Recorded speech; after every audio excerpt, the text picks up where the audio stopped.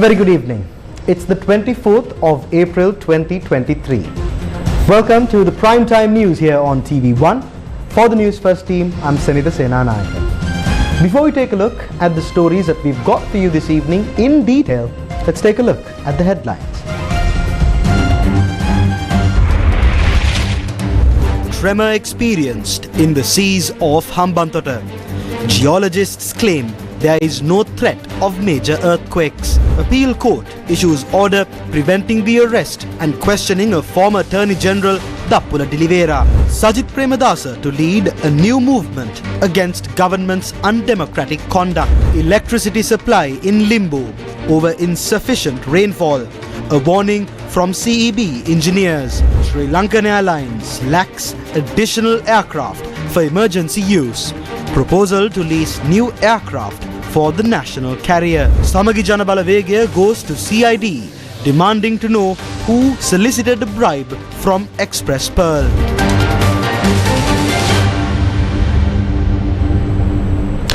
On to your top story this evening. A magnitude 4.4 tremor was reported in the seas off Hambantota early on Monday morning, and it was the 9th tremor that affected Sri Lanka so far in 2023. A magnitude 4.4 tremor was reported in the southeastern seas of Sri Lanka, some 25.8 kilometers away from Hambantota at approximately 12:45 am on Monday. The tremor was recorded at the Mahakarandarava, Pallekele, Hakbana and Victoria seismic monitoring stations. People living along the coast of Hambantota, especially Beach Street, Main Road, Tamodagama and the Tsunami Village, had felt the tremor.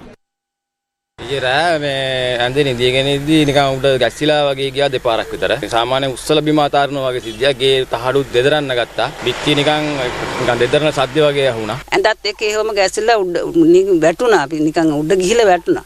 ඒ තරම් බය වීමක් වුණා අපිට. සැරේට සරංගාලා මේ වුණා මම කකුල් දෙකෙන් කරන්ට් එක වැදුණා වගේ. කොහොම හරි 12 අමාරත් පහුවෙලා වගේ. ඊට පස්සේ නිකන් 아무තු මේ සද්දයක් ආවා. ඊට පස්සේ මම නිකන් නැගිට ගන්න නිකන් බයක් වගේ හිතුණා. The Geological Survey and Mines Bureau said that the tremor was experienced in Hambantota, Badulla, Kandy and Anuradhapura as well. ඉච්චර කාලට අපිත් පරම්පරාවේ තමයි ඉන්නේ. ඒම සිද්ධියක් සිද්ධ වෙලා නැහැ. මේක මේ හිටපු ගමම ඊයේ රෑ තමයි මේක සිද්ධ වුනේ. වහලේ එහෙම ඔක්කොම මේ සිලිසිලි ගාලා හෙල්ලුණා. වටේන් බල්ඩ බුරන සද්ද ඇහුණා. ඊට පස්සේ දොර හෙලුණා. විනාඩි 3ක 4ක විතර වගේ කාල සීමාවක් තුළ වෙනස්කම් සිදු වුණා. එකපාරම මේ අඳ හෙල්ලනවා වගේ දැනුණා. ඊට පස්සේ මගේ ෆෝන් එක අයිනේ තිබ්බ ෆෝන් එක වැටුණා. Since the 10th of February 2023, a number of tremors were experienced across Sri Lanka. 10th of February 2023. A magnitude 3.5 tremor reported from Vallavaya and Buttala. 12th of February 2023. Tremors reported from Buttala and Unavatuna. 18th and 19th of February 2023. Minor tremors reported from Palatupana in Kirinda and Tibiriweva in Gomrankadavala. 22nd of February 2023. Two tremors measuring magnitude 3 and 3.5 reported from Buttala, Palvatta, Anapallama and Vallavaya. 18th of March 2023, a magnitude 2.6 tremor reported from Hajiar and Palatupana in Kirinda. 19th of March 2023, a magnitude 3 tremor reported from Tibiriweva in Gomarankadavala, Trincomalee. 30th of March 2023, a magnitude 3.7 tremor reported 24 kilometers in sea off Kalutara. Sri Lanka සකස් වෙලා තියෙන්නේ භූ තැටි පහකින්. Sri Lanka is close to 5 tectonic plates and they formed one complete earth. However, these 5 tectonic plates are not connected properly. There may be some kind of movement. At present, we see the movement in the plates close to Hambantota, Katharagama and Vallavaya. It is normal for these plates to move and come back into formation. There is a possibility of less threatening earthquakes from taking place. භූමිකම්ප ඇති වෙන්න තියෙන ඉඩකඩක් තියෙනවා. How will the present situation affect Sri Lanka? විද්‍යාත්මක භූකම්පන දත් Records of tremors are maintained since 2012. Recently, several tremors were reported and we should not fear of any major tremors. We are studying the reasons for the tremors with international assistance. ජාත්‍යන්තර වශයෙන්ුත් අපි සම්බන්ධ වෙලා The tremor reported early on Monday is the largest tremor reported around Sri Lanka so far this year. Notably, the most recent tremors were reported from the Indo-Australian plate. Most of these tremors originate from the 90 East Ridge that stretches parallel to 90 degrees east longitude in a long linear chain of seamounts and volcanic ridges. Earthquakes take place in the Indo-Australian plate and tremors are taking place close to Sri Lanka, especially some 25 kilometers away from the coast.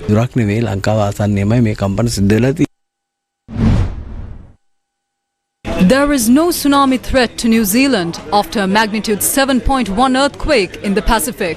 The National Emergency Management Agency and GMS Science assessed the quake near the Kermadec Islands was unlikely to have caused a tsunami that would pose threat to New Zealand. The earthquake struck at 12:42 p.m. New Zealand time in the same vicinity as the magnitude 8.1 earthquake that struck on the 4th of March 2021 and prompted tsunami evacuations for large parts of the North Island. The National Emergency Management Agency said it was assessing whether the quake could affect New Zealand but gave its standard advice for people to move away from the coastal areas if they felt a long or strong quake. The Pacific Tsunami Warning Center said the quake posed no threat to Hawaii and the wider Pacific. A localized potential for a tsunami passed without any confirmed impact. Taking a look at another headline-making story this evening, the Court of Appeal on Monday issued an interim order on the Terrorist Investigations Division preventing the arrest or recording a statement from former Attorney General Dappula de Oliveira. The interim order was made after considering a writ application filed by the former Attorney General. A writ application filed by former Sri Lankan Attorney General Dappula de Oliveira was taken up for consideration on Monday in the presence of President of the Court of Appeal Nisanka Karunaratne and A. Marikar. In his petition, Dappula de Oliveira said that the statement he made to the media was made in his capacity as the Attorney General in the public interest. He noted that as per the documents and or files made available to him at the time, there appeared to be a conspiracy in respect of the Easter Sunday attacks, and however, the identity of the relevant perpetrators was not revealed. The former Attorney General said that he gave detailed instructions to the Inspector General of Police to carry out further investigations into the matter. The petitioner expressly stated that save and except for the documentation and or files made available to him at the time in his capacity as the Attorney General, the petitioner has no further knowledge with regards to the relevant facts or circumstances. The former Attorney General pleads that it is extremely clear that there is strong influence being applied upon the first to third respondents, namely the IGP, SSP of the TID and the OIC of the TID, to act in blatant violation of his legal rights. The petitioner fears that there is a serious and imminent likelihood of the first to third respondents and or any one of them arresting him. Former Attorney General Dappula de Oliveira said that at approximately 2 p.m. on the 21st of April 2023, a group of persons said to be police officers had rung the bell at his residence while banging on the door and were calling out for him. He stated that thereafter, persons at his residence had informed the said persons at the door that he was not at home. The petition notes that notwithstanding the same, the said persons remained outside the gate of the petitioner's residence, and when the petitioner's son returned from work, the said persons had tried to follow him into the residence by force, wrongfully and or unlawfully, and all without any authority whatsoever. Having been unable to enter the premises, the former Attorney General pleads that the said persons remained outside the premises for a long period of time while continuing to ring the bell and bang on the gate. Former Attorney General Dappula de Oliveira further stated that in the event he is arrested, there is a grave likelihood he would be detained without having access to bail. He highlighted that he may be incarcerated with hardcore criminals, many of whom he was directly or indirectly responsible for putting behind bars whilst he was Attorney General. The petition noted that in the circumstances, the petitioner justifiably fears for his life. Upon considering the submission, the Court of Appeal granted 4 interim orders sought in the application. An interim order preventing the first to third respondents and any one or more of them from arresting the petitioner pending the hearing and determination of the matter. An interim order preventing the first to third respondents and any one or more of them from arresting the petitioner. An interim order preventing the first to third respondents and any one or more of them from questioning the petitioner with regards to anything done by him in the course of discharging his duties in the capacity of Attorney General pending the hearing and determination of the matter. An interim order preventing the first to third respondents and any one or more of them from recording a statement from the petitioner with regards to the interview statement given by him in his capacity as Attorney General. Former Attorney General Dappula de Oliveira was represented by President's Counsel Romesh De Silva along with attorneys Shanaka Kure and Dimitra Besekara. Sri Lanka's parliament will meet on Tuesday for the first time since the April holidays. Earlier, the Justice Minister said the anti-terrorism bill would be tabled in Parliament on Tuesday. However, it was not added to the Parliament agenda. The Sri Lanka Podujana Peramuna, that holds a majority in government, stressed that it would not support any legislation that curtails democratic rights. පක්ෂයේ අපේ ඊටාම ප්‍රබල මතයක් තියෙනවා ඒ මතය තමයි මේ රටේ ජනතාවගේ The SLPP maintains a position that it would not support any legislation that takes away the people's democratic right. The Mahanayaka Theros have also commented on the proposed anti-terrorism bill. The SLPP also made representation. It was observed that the Justice Minister himself had a lack of faith in his own piece of legislation. The Foreign Minister also said that there are certain provisions that he cannot agree with. We need what is appropriate for the country. අදහස් ප්‍රකාශ කිරීමක් තියෙනවා. ඉතින් අපි හිතන්නේ මේ රටට සුදුසුම දේ අපි ලබා ගත යුතුයි කියන එක. Multiple factions in the opposition, led by the Samagi Jana Balavegaya, have agreed to operate a movement against undemocratic acts, including the anti-terrorism bill. Opposition leader Sajith Premadasa chaired a meeting on the movement at the Parliament complex on Monday. Professor G.L. Pires, Talasalaha Peruma, Bayasri Jayasekara, Uday Gammampila and representatives of the Freedom People's Alliance attended the meeting with the Samagi Jana Balavegaya. The Sri Lanka Muslim Congress, Tamil Progressive Alliance and the Tamil National People's Front, led by Gajendra Kumar Ponnambalam, attended the meeting as well. Several independent MPs in the opposition also attended the meeting, where lengthy discussions took place over the anti-terrorism bill. If we are to move forward together, we need to let go of the old attitudes, because right now we have a different Sri Lanka. If the country needs to be developed, we cannot be sidelined by the international community. Multiple opposition factions discussed and agreed to oppose the anti-terrorism bill. We will not only defeat this extremist bill, we will also introduce a new bill that will meet democratic rights and national security. We will have to discuss and come to a common ground on how we can move forward with the Public Security Ordinance. The discussion also focused on introducing an alternate program to counter the proposed anti-terrorism bill. It's an alliance. All opposition parties attended the meeting with their leaders. Under the leadership of Sajith Premadasa, we will voice our protest against all suppressive legislations. No, the people have told us to be in the opposition. They did not give us a mandate to form a national government. We will remain in the opposition.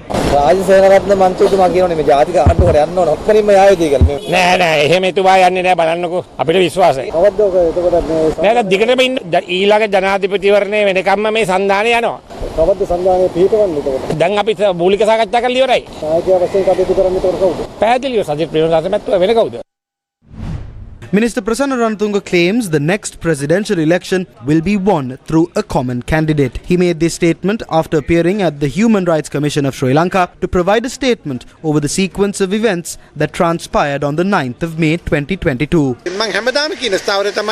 Something that I always say is the SLPP must strengthen itself and then support Ranil Wickremesinghe. We will field a common candidate at the next presidential election and win it. වෙන්න පුළුවන්. ඒ කියන්නේ රනිල් වික්‍රමසිංහට ඔබතුමාලා සහායක දෙනවා. දෙනවා අනිවාර්යයෙන්ම දෙනවා. ඊළඟ ජනාධිපති රනිල් වික්‍රමසිංහ. මම එහෙම කියන්නේ තුමා කැමති වෙන්නත් එපා. අපි පොහොට්ටුවෙන් එකක වෙන අපි පොදු අපේක්ෂකයෙක් දාලා ඊළඟ ජනාධිපතිවරණ අපි දෙනවා. එයා රනිල් වික්‍රමසිංහ. නෑ එතුමා ඉදිරිපත් වෙනවද නැද්ද කියලා තාම කියලා නෑ. ඉදිරිපත් වුණොත් එතුමා ඉදිරිපත් වෙනවා නම් ඔබතුමා මගෙන් අහුවොත් පෞද්ගලික උදව් කරනවාද කියලා මං කියන මම උදව් කරනවා කියලා. ඒකට මේ නාමල් මහත්තයා ඊයේ පෙරේද කිව්වේ යහපාලන ආණ්ඩුවෙන් තමයි මේ රටේ කඩාවැටීම ආරම්භ වුණේ කියලා. නෑ ඉතින් නාමල් රාජපක්ෂ මහත්තයාට කියන අයිතියක් තියෙනවනේ එතුමා දේශපාලන. දැන් ඉන්න ජනාධිපතිතුමාට යහපාලන ආණ්ඩුවේ අගමැතිතුමා. ඔව් ඉතින් එතුමාට මන්තරම් බැනපු කෙනෙකුත් නැහැනේ. There is no one who has criticized him more than I have. have. But we must prioritize the country. He is the leader who helped us recover. Whatever political conflicts we may have, I will still support him. එතුමාට මම උදව් කරනවා කියන කිව්ව එකයි. President Ranil Wickremesinghe attended a Sinhala and Tamil New Year celebration staged at the Dean's Road in Sudwella, central Colombo. The event had been organised by the chief organiser of the Sudwella Urban Division for the UNP, Kitsiri Rajapaksa. President Wickremesinghe handed out awards to the winners of the Aurudu Kumariya contest held as a part of the event. Kitsiri Rajapaksa presented the Janata Prasada Abhimani Award to President Ranil Wickremesinghe at the event to appreciate his commitment towards ensuring law and order in this country. The United States Ambassador to Sri Lanka, Julie Chung, met farmers of Palugasrava Anuradhapura on Monday and inquired about the problems faced by them. ඔයගොල්ලන්ට මොන වගේ දෙයක්ද දැනුනේ ඉස්සල්ලාම අර මඩ පොහොර ලැබුණාට පස්සේ අපෙන් ලැබුණා මඩ පොහොර තිබ්බොත් තමයි කුඹුරේ මේ මූල ශක්තිමත් වෙලා ගොයම හැදෙන්නේ. ඒකෙන් තමයි මේ හරි සතුටක් දැනුණා මඩ පොහොර තුනක් හම්බුන්නේ නැහැනේ මඩ පොහොර නැතුව ගොවිතැන කරේ. එතකොට ගොවිතැනින් සාර්ථකත්වයක් තිබ්බේ නැහැනේ. දැන් ඊට පස්සේ මේ සැරේ හරිම සාර්ථකයි මඩ පොහොර ලැබුණා. ඒකෙන් සාර්ථකත්වයක් දැම්මම පේනවා. The US ambassador expressed her views as well. I'm here in Anuradhapura today to meet with local farmers and local officials to talk about the farming situation and all the challenges they've gone through in the past few years. This year, the United States provided $46 million of assistance in food security. That includes TSP fertilizer for over 1 million paddy farmers and also urea fertilizer for smallholder farmers. We believe this will really help revive the farming sector and really help the rice bowl of Sri Lanka recover and stabilize. The farmers I met today, the men and women, told me they were third, fourth generations of farmers. They are so proud of what they do to help feed their fellow countrymen and countrywomen, but they've gone through a lot. The cost of inputs, the lack of efficient productivity skills, these are areas where the United States is helping and will continue to help. This is a 75-year anniversary of U.S.-Sri Lankan relations, and not only through food security, but help through local small business holders and women entrepreneurs. We want to be here to help be a partner with you side by side. There's a future where Sri Lanka could be a food exporter, a rice exporter. We believe that day will come, and that involves a lot of policy reform, agricultural productivity reform, but there's a lot of commitment here in the country. News first with the people. Several areas in Colombo experienced power outages today. We'll bring you the details right after this short commercial break. අපේ රහට නියම කහට. Welcome back to the news. Several areas in Colombo experienced power outages today. Subsequently, Minister of Power and Energy Kancana Wijesekara said in a tweet that the power outage was a result of a technical fault at the Kolonnawa substation. The areas of Colombo 4, 5, 7, 8, 10 and 12 faced the power outage this evening. Taking to Twitter, Minister Kancana Wijesekara said a cable explosion and breakdown of the Kolonnawa substation was the reason for the sudden outage. The CEB noted that it had taken steps to ensure power supply is restored, and accordingly, power supply had been restored in certain areas.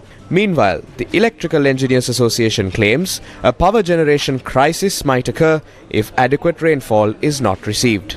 It points out that a massive cost is currently being incurred to produce electricity with the use of fuel since demand has increased. 70% of the country's total power requirement is being supplied through coal and fuel as a result of high temperatures and decreasing water levels of reservoirs close to hydropower plants. The contribution from hydropower plants to the national grid has decreased to the following amounts. Lakshapana Hydro Complex to 5.42%, Mahaveli Hydro Complex to 8.44%, Samanala Veva Hydro Complex to 2.92%, The active capacity of the Kotmale reservoir has fallen to 14%, while it has dropped to 36% at the Victoria reservoir. The active capacity of the Castlereagh reservoir is currently at 16%. The active capacity of the Mausa Calais reservoir has dropped to 14%, while the capacity of the Samnalavava reservoir was reported at 31%. We have observed a trend of water levels at reservoirs dropping since last December. Therefore, generating power through hydropower plants might become a difficult task soon. If thermal plants are used to produce power, an extra 15 to 16 rupees will keep accumulating to our account. 38 ships carrying coal are planning to arrive in the country this year. Currently, coal from the 25th ship has been unloaded and unloading has begun on the 26th vessel. However, given the monsoon patterns and roughness of the sea, it would be difficult to unload coal in the near future. In terms of thermal power, we have added a gas turbine operating at full capacity at Kalanithissa to satisfy the power requirements during weekdays. Around 180 to 190 rupees are being spent to produce 1 unit of power through this turbine. So, one can understand how much of a loss is incurred when 1 unit is sold for 46 rupees. All we can say is, we might face difficulties when producing electricity in the future. It is dependent on the amount of rainfall. When news first inquired from the chairman of the CEB, N.S. Ilangakon, on this development, he said that the situation was expected.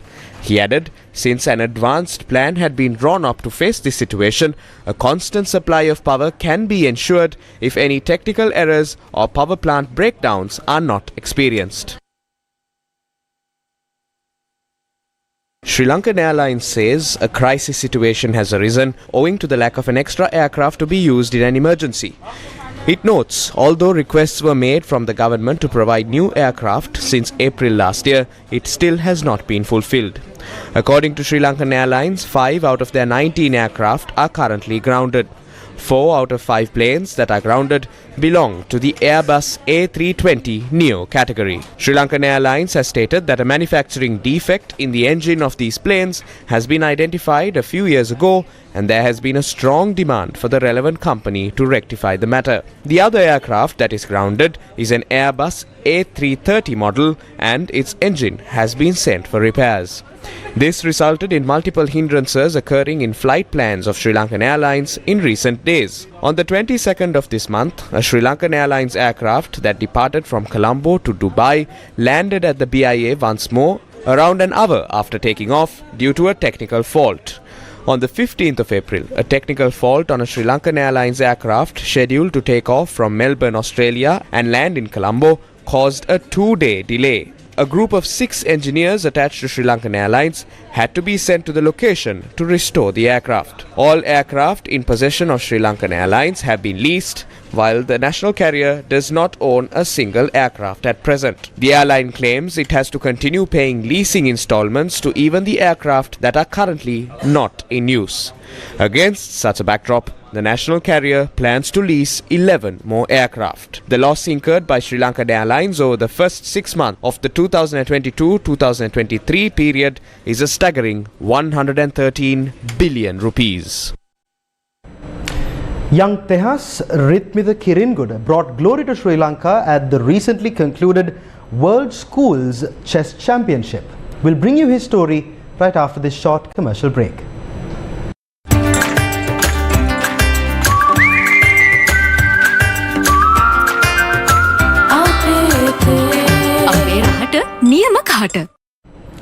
Welcome back to the news.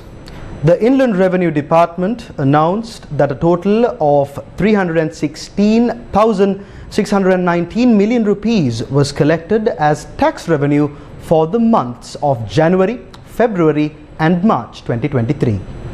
Sri Lanka's Inland Revenue Department said that revenue collective for the first quarter of 2023 showed a positive growth of 216% compared to the first quarter of 2022. Total revenue collection for quarter 1 in 2022 was 146.6 billion, while in 2023, the quarter one revenue collection spikes to 316.6 billion rupees. The Inland Revenue Department said that causes for this favorable growth could be attributed to the new tax policy, gradual improvement of the country's economic situation, and enhanced efficiency of tax administration. On an average day, the News First headquarters in Colombo sees many interesting people from all walks of life visiting its studios. But today was special. A team of 12 global adventurers with a cause visited us this evening, having completed a 150-kilometer expedition across the Knuckles mountain range in partnership with TV1. The all-female team from around the world visited Sri Lanka for the expedition in Sri Lanka's UNESCO World Heritage Knuckles mountain range. The team covered a total distance of 150 kilometers, 100 kilometers on foot in 4 days and 50 kilometers by bike. A team from TV1, Sri Lanka's premier infotainment channel, covered the full trek with journalist Mariam Gunavijaya and camera person Laknuan Varnakula Surya. Together, they summited Gombania, the highest peak of the Knuckles mountain range, as the largest all-female team to ever attempt this route.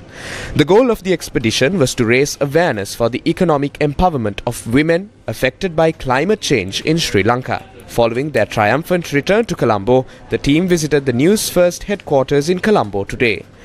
They met with Group Director Sivan Daniel and News First officials and discussed the experience and ideas to promote Sri Lanka as a global adventure destination. The team ended their visit by spending time with News First's journalists and touring the state-of-the-art studio facilities. Stay tuned for a feature-length documentary on the Knuckles adventure that will air on TV1 in the coming weeks. I had a tipping point in my life about 10 years, almost 11 years ago. Whilst I was working in leadership development, I realized that I had a passion, and the passion was really to participate in these type of adventures. I have children also who look up to me, and I believe that empowering others is really also an example to set. I ride a bicycle everywhere in Colombo and people go, "Hey Agnes!" I jumped at the chance because I've always had a soft spot for Sri Lanka. I've never done a hike before, and it's something that I never would really sign up for. I'm sure we'll all make it out at the end, and that I decided to come and help and raise funds for the community as well. Because I do think that women are faced with extraordinary barriers, not just in the home and in the world. I thought this is a great challenge for me. I just turned 50 last year, and so it's a way to step out of my comfort zone. I was diagnosed with breast cancer about 2 years ago at the age of 31. There's a beautiful place full of nature where I can actually enjoy the years post my cancer survival. Stuti Sri Lanka.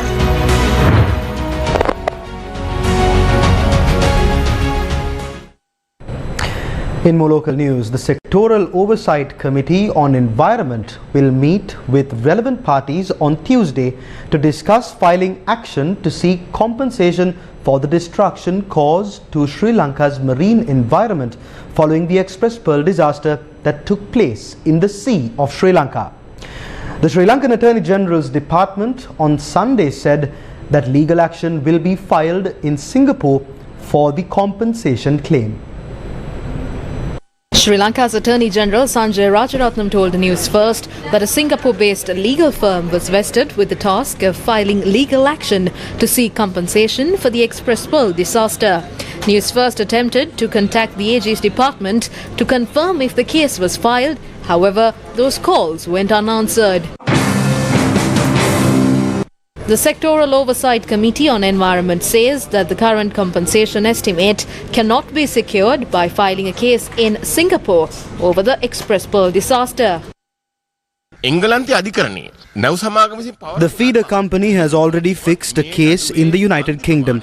Their claim is that the compensation should not be more than £19 million. But we are speaking in the billions. Is this not a joke? When we discuss this, we are told that the UK case will be defeated. However, Sri Lankan lawyers are yet to make any form of representation in that case. If a case is filed in a Sri Lankan court, the ruling from the UK court will not be considered. However, it will be considered by the Singapore court. If the United Kingdom case is won by them, the Singapore cap for compensation will be for $25 million. But we want $6.5 billion. But Sri Lanka will not have that scope.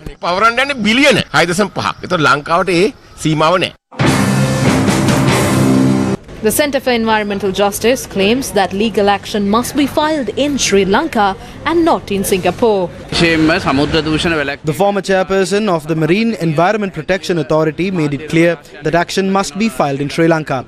Except for certain government factions, the Centre for Environmental Justice, legal experts and others opine that it is wise to file action in Sri Lanka, and we have given our reasons for it as well.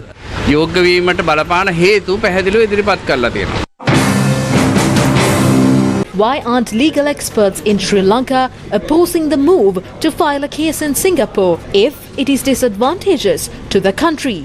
Who decided to file a case in Singapore? Except for the AG's department and the Justice Minister, all other parties including experts called for the case to be filed in Sri Lanka.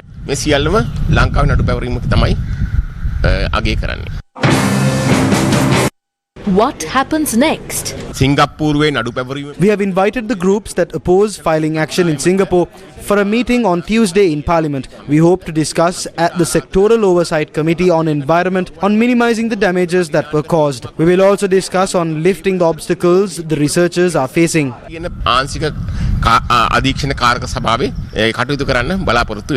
When lawyers, scholars, environmentalists who love the country say to claim the massive compensation due to Sri Lanka via the country's extraordinary judicial system, who's taking the decision to place the country at a disadvantage and depriving it of accessing a compensation claim of $6 billion? Shouldn't those authorities be exposed? Shouldn't we continue to defeat their cunning efforts and file a lawsuit in Sri Lanka against the destruction caused to the marine life in the Sea of Sri Lanka and secure proper compensation? A group of parliamentarians of the Samagi Jana Balawegaya filed a complaint at the CID requesting an investigation stating that the Minister of Justice should reveal the identity of the person who took a bribe of $250 million regarding the compensation of the Express Pearl maritime disaster. We handed a complaint to the CID today. Please reveal the identity of the person who, according to Vijaydas Rajapaksa, took a bribe of $250 million. Conduct an investigation on it. Have the Minister and the Attorney General's Department fulfilled their duties properly when they decided to file a case in a Singaporean court when it is actually possible to do so in a local court? We handed in this complaint to know if there is a deal going on behind all of this. මේ කාරණා දෙක සම්බන්ධයෙන් තමයි අපේ අපරාධ පරීක්ෂණ දෙපාර්තමේන්තුවට අද මේ පැමිණිල්ල ඉදිරිපත් කරුවේ. ජාත්‍යන්තර මූල්‍ය අරමුදලක් ඒ වගේම ජාත්‍යන්තර සංවිධානත් මේ වෙන The IMF and other international organizations have pointed out that corruption is a major reason for our country to go bankrupt. Now this is something that happened right in front of our eyes. The citizens of the country stood the chance to get a massive compensation. A few individuals of the upper class have made deals and have taken away the money that was meant for the fishing community of this country. This is something that never seems to change.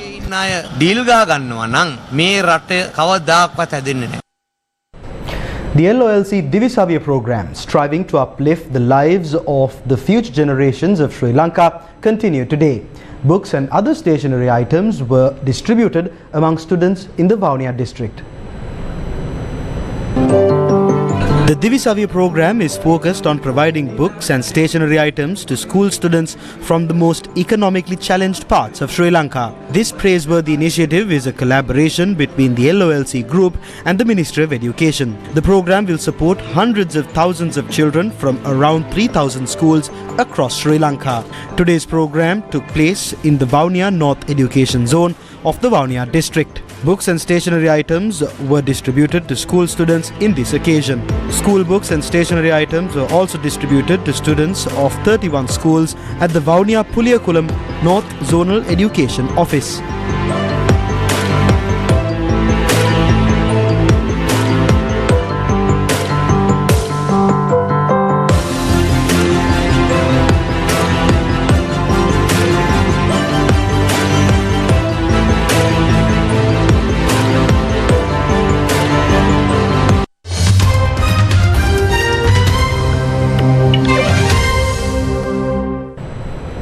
In international news, according to reports from Sudan, Monday started as a quiet day in Khartoum as foreign countries rushed to evacuate their nationals.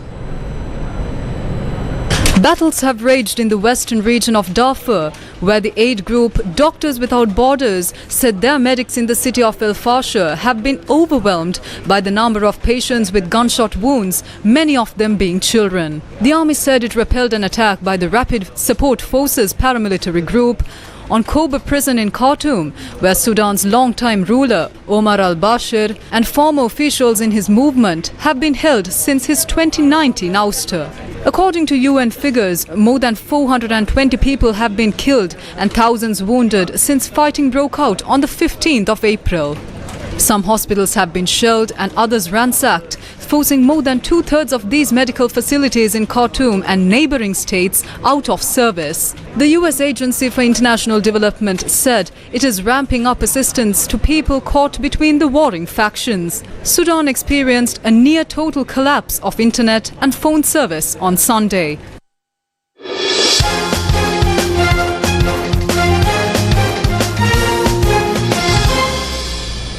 Finally, in your sports news, the second test between Sri Lanka and Ireland got underway at the Galle International Cricket Stadium.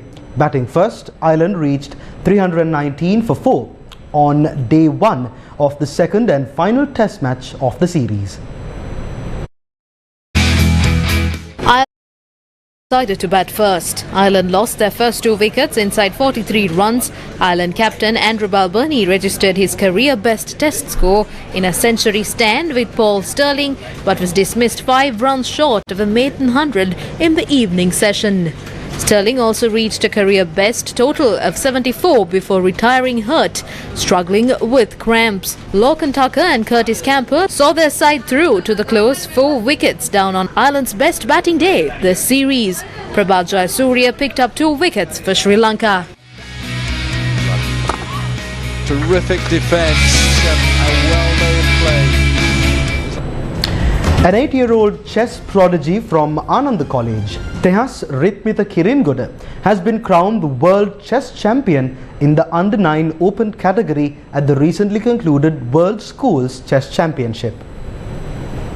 Young chess prodigy Tehas Rithmita Kiringoda from Ananda College in Sri Lanka has won the Under-9 Open Championship title at the World Schools Chess Championship organised by the International Chess Federation held in Rhodes, Greece. Tehas returned home today and was greeted at the BIA by the principal of Ananda College, Lal Disanayaka, Sports Minister Roshan Ranasinghe and Chess Federation President Lakshman Vijayasuriya. The tournament saw 61 players compete in the Under-9 category, with Tehas starting at 21st place in the starting rank list. However, he managed to impressively win the championship with a score of 7.5 out of 9 points, losing only 1 game in the 8th round. His sister started playing chess first. He used to come and watch while I coached her. That is how his chess career started. I realized the potential he has. We have come a long way with him because he is currently the number 1 in the world in his category. There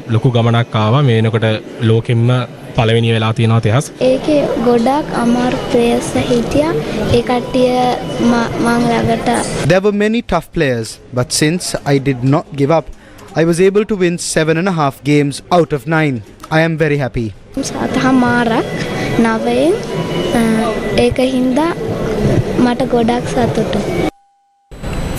that brings us to the end of this edition of Primetime News here on TV1.